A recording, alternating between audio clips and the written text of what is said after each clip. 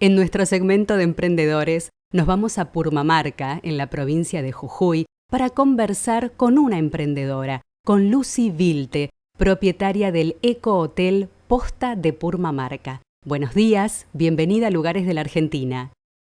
Bueno, muy buenos días también para ustedes. Gracias por conectar a todos los puntos del país y que conozcamos más en profundidad nuestra hermosa Argentina. Bueno, te vamos a preguntar cosas primero de vos y después de Purmamarca. Te vamos a usar de guía de turismo. Así Muy bien. que, ¿cómo relacionamos, cómo unimos San Salvador de Jujuy con Colonia en Alemania, con Córdoba y Purmamarca? Bueno, eso refleja un poco mi historia de vida. Te cuento que mi papá era purmamarqueño, somos una familia de hace muchas generaciones de Purmamarca, se casó con una salteña que terminó siendo más jujeña que el propio jujeño porque se enamoró de Purmamarca. Nosotros con mi hermano crecimos en San Salvador de Jujuy porque, bueno, íbamos al colegio, mi papá tenía su trabajo y mi mamá también. Y cuando yo tenía 16 años gané una beca de intercambio y elegí como país, porque yo lo elegí, nadie me lo impuso, Alemania o Suiza o Suecia o Noruega para poder encontrar una familia que me pudiese recibir y tocó Alemania. Y esto fue una elección porque yo pensé que si quería hacer un intercambio y enriquecerme de otras culturas tenía que ser una bastante distinta a la mía y por eso elegí esos países y bueno, con muy buen tino porque me encantó Alemania, me encantó estar un año allí con una familia hermosa, en Colonia, que es una ciudad maravillosa. Y me encantó tanto todo ese mundo que cuando volví, terminé el colegio y me fui a estudiar a Córdoba el traductorado de alemán.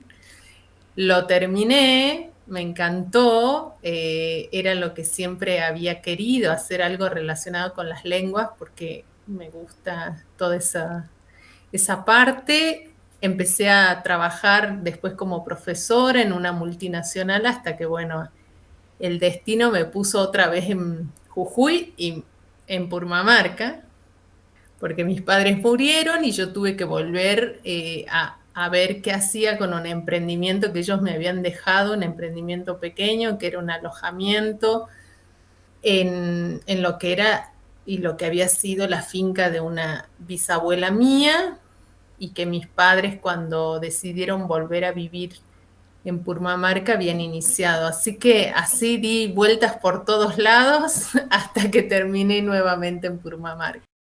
Bueno, pero vos tuviste que convertirte en emprendedora cuando no tenías previsto emprender. ¿Cómo lo resolviste? Bueno, para mí no fue algo grato esa transición porque, bueno, las circunstancias no eran las mejores ni las más felices. Tampoco era lo que yo había planificado para mi vida. Yo tenía una vida totalmente hecha y había aspirado a quedarme a vivir en Córdoba porque también es una provincia que a mí me encanta. Y con 25 años es difícil emprender, los bancos no te dan créditos ni te ayudan demasiado porque uno no tiene un respaldo a esa edad. Así que lo único que quedó fue la convicción de salir adelante con ese emprendimiento, mucho trabajo, muchas horas de trabajo, porque acá nos estarán escuchando muchos emprendedores que cuando uno inicia es cajero, es proveedor de todos los insumos y hace un poco de todo. Para salir adelante, los primeros años del emprendedor son así, ¿no? Yo no soy ni por lejos la excepción. Trabajo hoy ayudando a muchos emprendedores y es la realidad que se repite siempre, ¿no? Pero bueno, gracias a ese abrazo que yo le di a mi emprendimiento, porque después entendí que no era un castigo estar ahí, sino que era realmente un regalo, ¿no? Recibir un emprendimiento en un lugar lindo. Maravilloso. O sea, que para nada, pero bueno, cuando uno está enojado por ahí no puede ver, ¿no? El bosque. Es que no fue el mejor momento. Claro. Contame, Lucy, ¿cómo te inspiró tu papá para decorar el hotel? Bueno, yo siempre digo que tengo esta mezcla germano-purmamarqueña. Todos se ríen, pero es un poquito así. Yo en Alemania aprendí muchas cosas más allá del idioma o la cultura, sino que me empapé de muchas cosas que en Alemania ya venían avanzando a buen ritmo, ¿no? Como el cuidado ambiental, la gestión de los residuos, el comercio justo, la agricultura orgánica, eran cosas como cotidianas que uno entendía de qué se trataban. Y acá, cuando yo volví a la Argentina, era como una cosa que incipiente, que empezaba a sonar, pero que todavía no estaba instalada como estaba instalada en un país como Alemania, que han sido pioneros en esto. Sin embargo, cuando yo empecé a gestionar el hotel, recordé y las tenía incorporadas muchas prácticas que mi papá quizás nunca y mi mamá también habían escuchado la palabra sostenibilidad y sin embargo nunca desperdiciaron comida, nunca tiraron un residuo orgánico en una bolsa porque pensaban que nuestros vecinos que tenían animales lo podían reaprovechar. Mi papá era una persona muy cercana a la naturaleza, muy respetuoso de su cultura andina y siempre me decía que cuando uno emprendiera en esos lugares solamente se tenía que inspirar en la naturaleza y no competir con ella.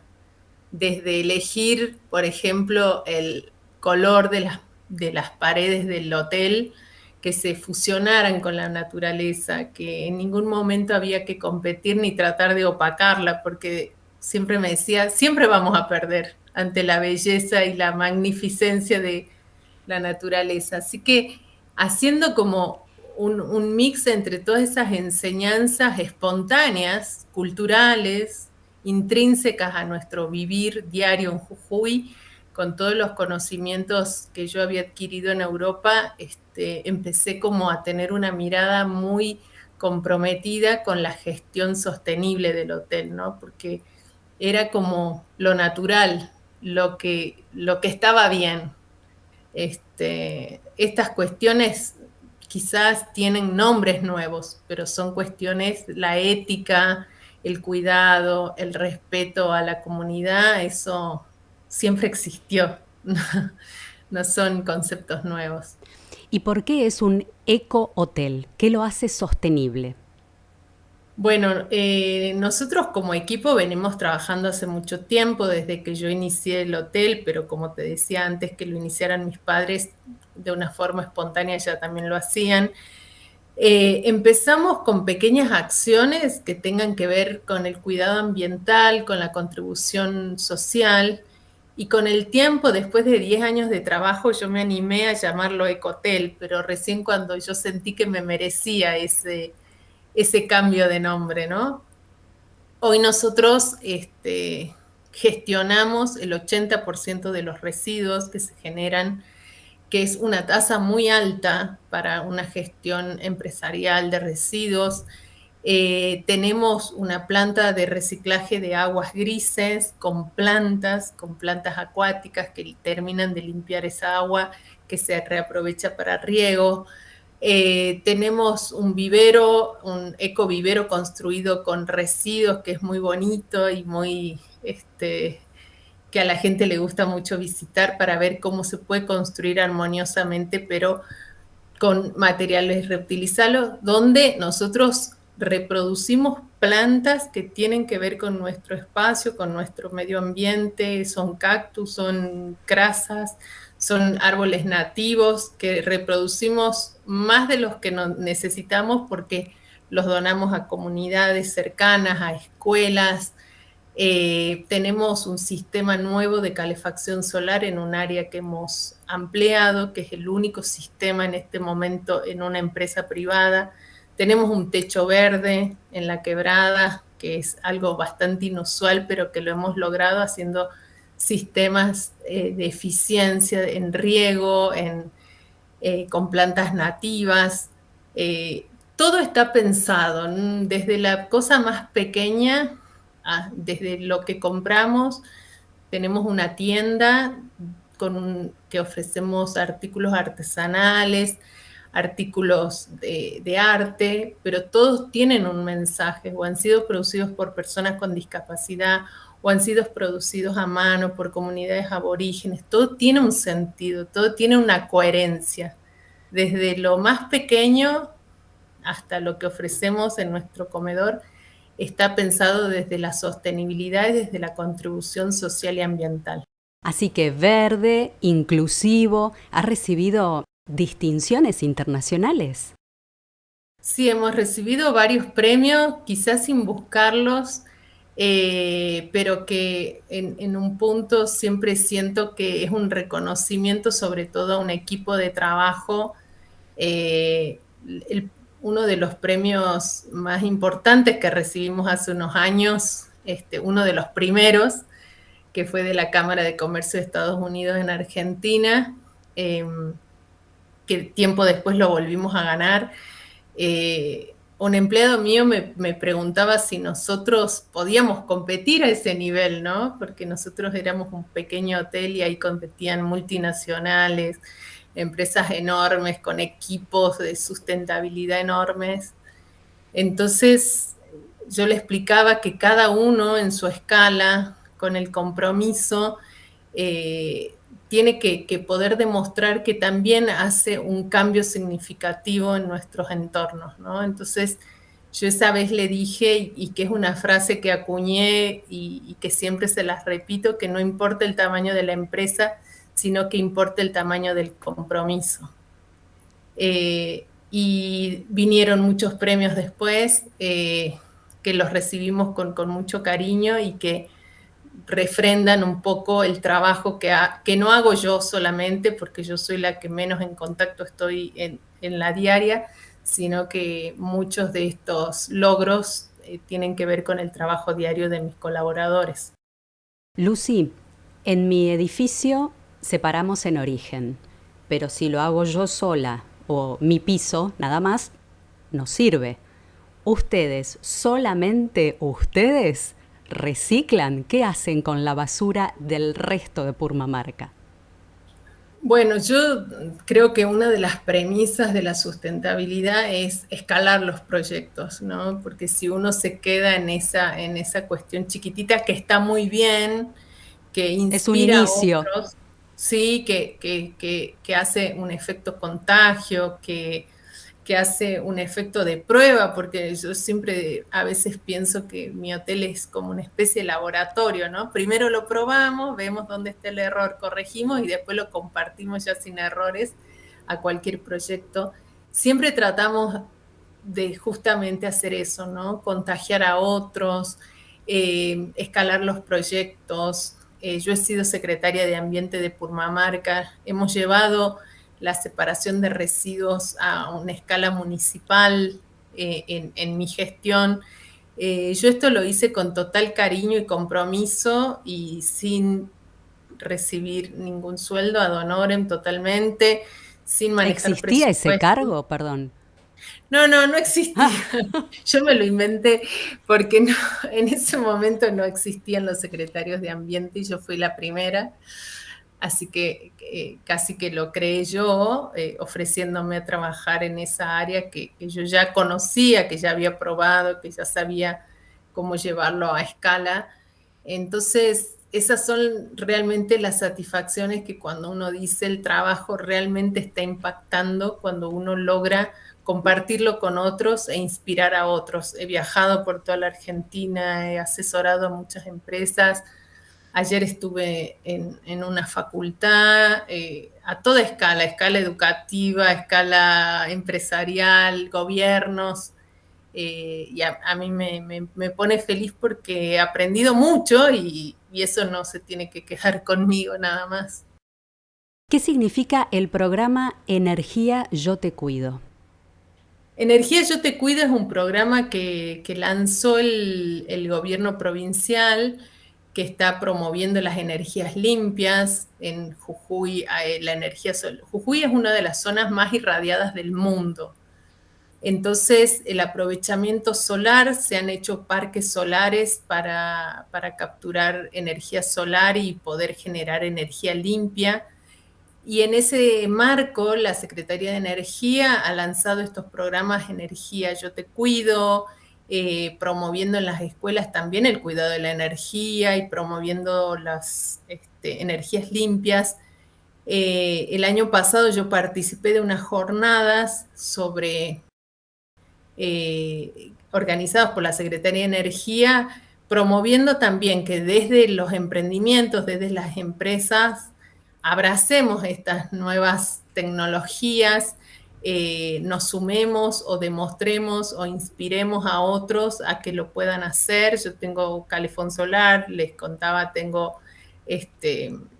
un sistema de energía de calefacción solar.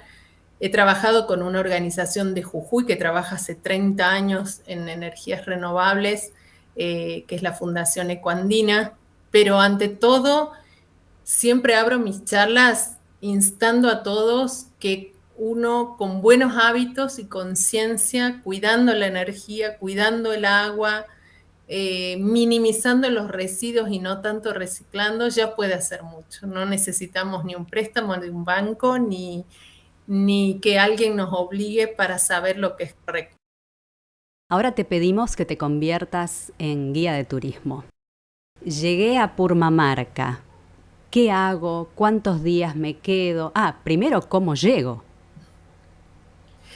Bueno, Purmamarca está a 60 kilómetros de San Salvador de Jujuy y San Salvador de Jujuy está a 37 kilómetros del Aeropuerto Internacional Horacio Guzmán. Hay remises que nos llevan hasta San Salvador y podemos tomar un colectivo, podemos llegar en auto, hay muchas líneas de colectivos que llegan a Purmamarca. Y si no, podemos contratar un transfer particular. No son largas distancias y eso es lo que tiene la quebrada, que todo el mundo le fascina, que los propios jujeños desde San Salvador de Jujuy el fin de semana se van a Purmamarca a almorzar y vuelven, pasan la tarde, tenemos un clima óptimo, 300 días de sol, así que, por ejemplo, en San Salvador está lloviendo, hace un frío y llegamos a Purmamarca y hay un sol y un cielo azul siempre, entonces el jujeño mismo sabe que en 45 minutos tiene el mejor clima y el mejor paisaje. En Purmamarca podemos estar un día, 2 días, 3 días, 4 días, 5 días, 6 días, 7 días, 8 días. Lo que tiene la quebrada es justamente, vuelvo a esto, que las distancias son cortas, entonces uno puede hacer base en cualquiera de los pueblos más turísticos.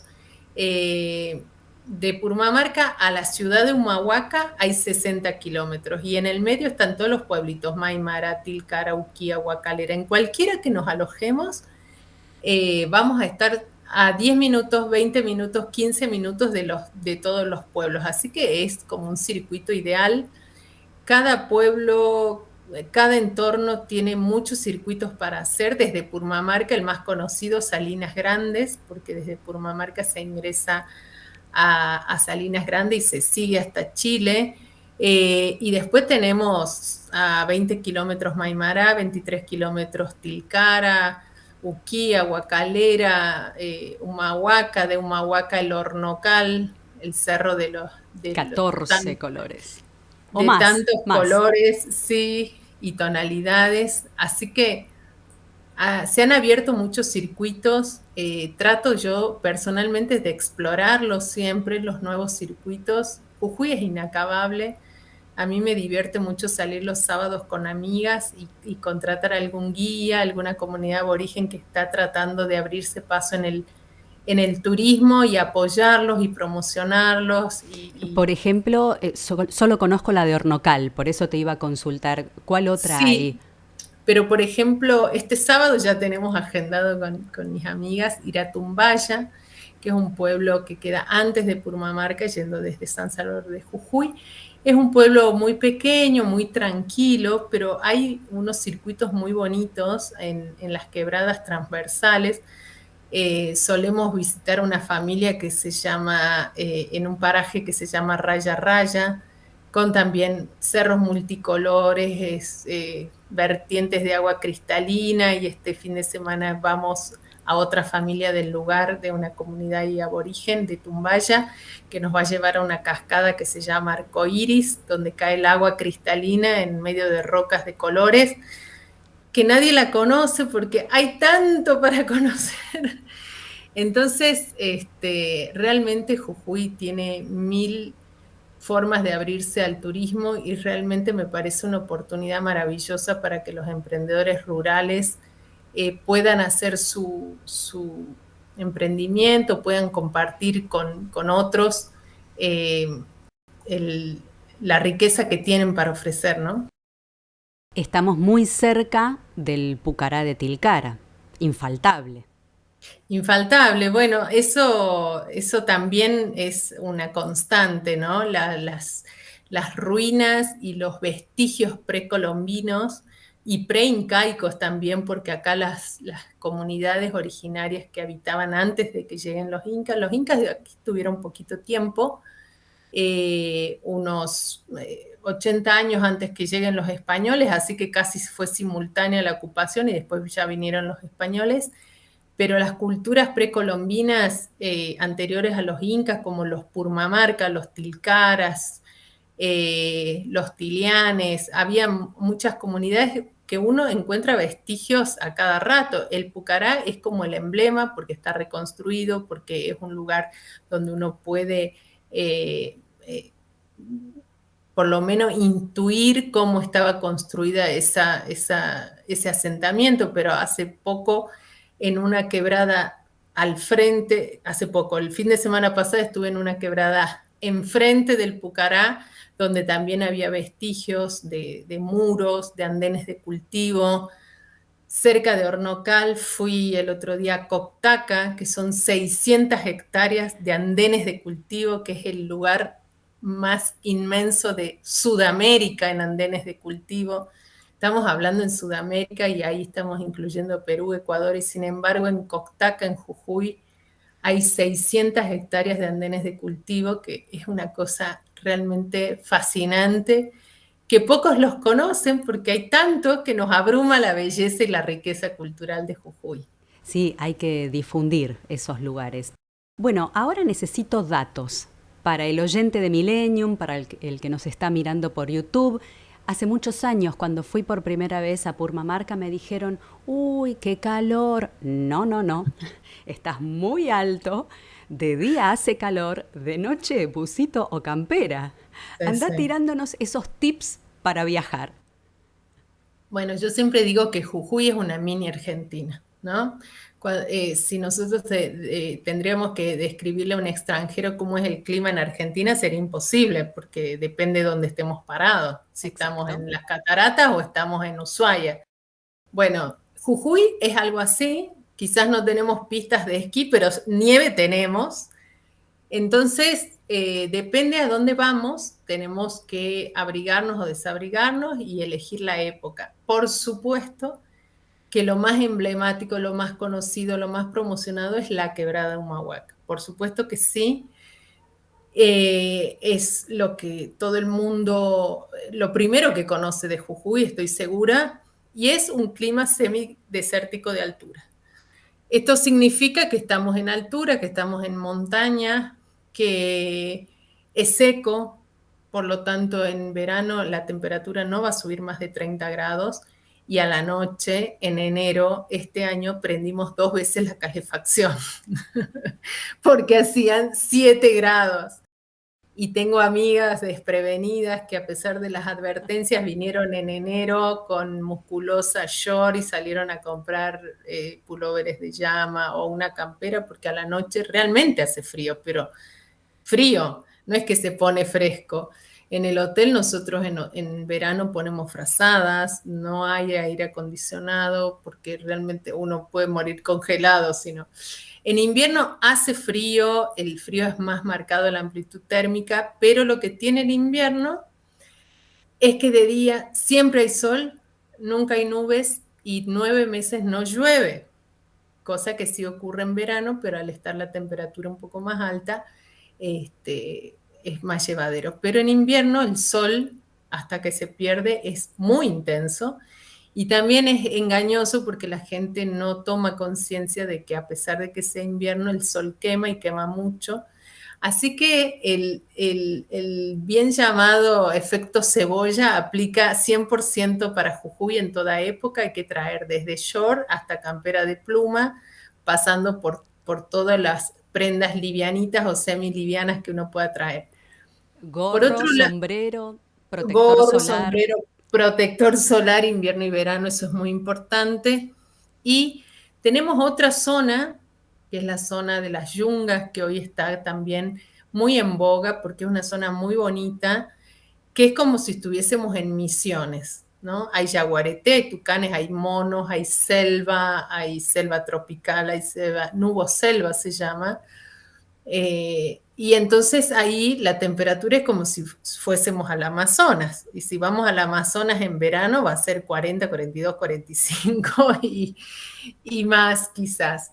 Por lo tanto, en esta zona donde está el Parque Nacional Calilegua, donde hay mucha flora y fauna, exuberancia de plantas, lo recomendable es ir en otoño-invierno, donde hace también una temperatura alta, pero no insoportable ni tanta humedad. Y en invierno, por ejemplo, hoy, justamente hoy, se abrió la temporada en San Francisco, que es una zona de las yungas, que recibe a los turistas solamente en otoño e invierno para visitar las famosas termas de Jordán, que están en las yungas. Son unos pozos de agua turquesa que nos dicen casi que estamos en México, en los cenotes. Es una cosa espectacular, pero como está en el lecho de un río, en muy en bajada, con mucha vegetación, en verano puede ser un poco resbaloso, peligroso, el río puede crecer, entonces se abre la temporada de junio a noviembre.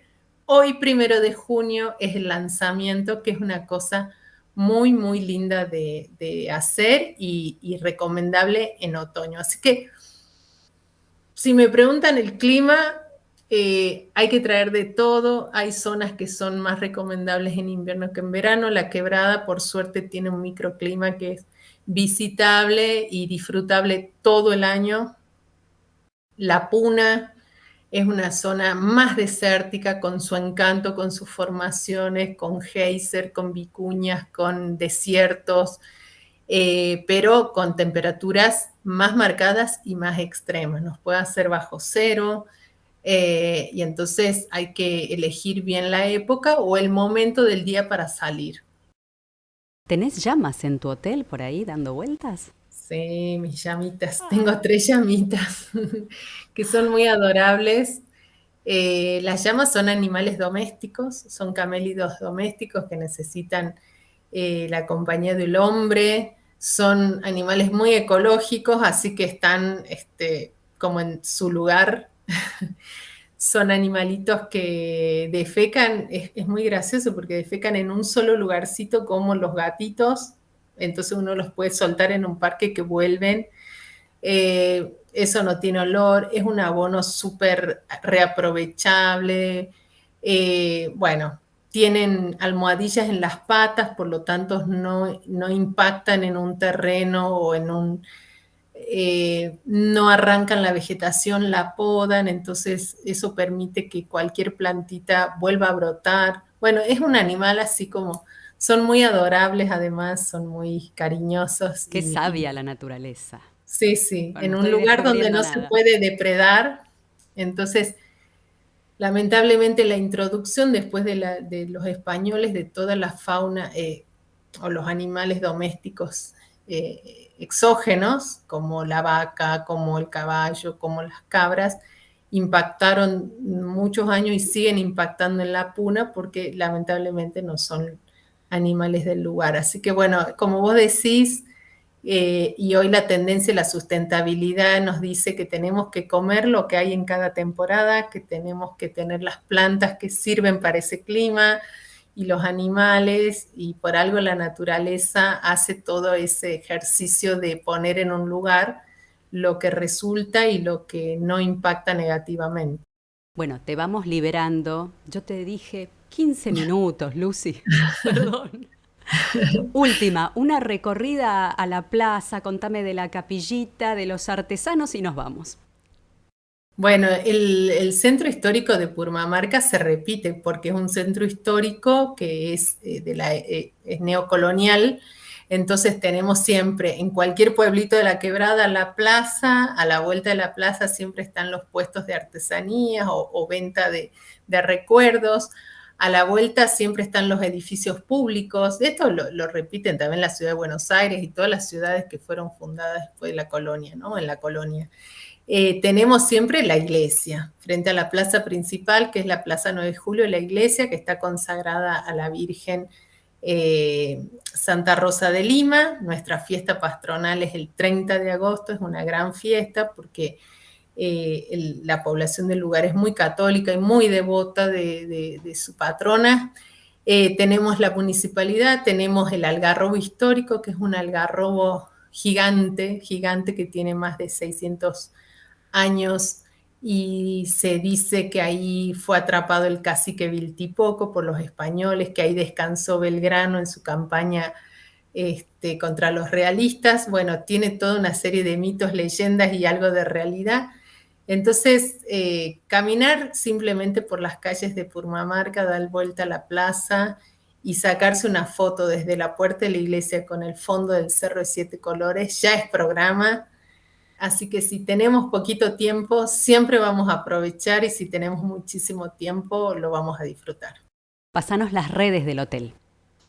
Bueno, las redes del hotel, la página web es www.postadepurmamarca.com.ar, Instagram, Posta de Purmamarca, Facebook, Ecotel Posta de Purmamarca. Ahí nos pueden ver. Y siempre tratamos de hacer esto, de brindarles no solo información del hotel, sino semanalmente algún circuito lindo para hacer, algo para visitar, novedades o cositas que quizás en las redes comunes no encontramos, así que de primera mano les informamos. Muchísimas gracias por este contacto y la verdad nos vamos satisfechos de tanta información. Gracias, que tengas un gran invierno. Bueno, muchas gracias y los esperamos, no solo en invierno, sino ya saben, todo el año. Lucy Vilte desde Purmamarca pasó por lugares de la Argentina.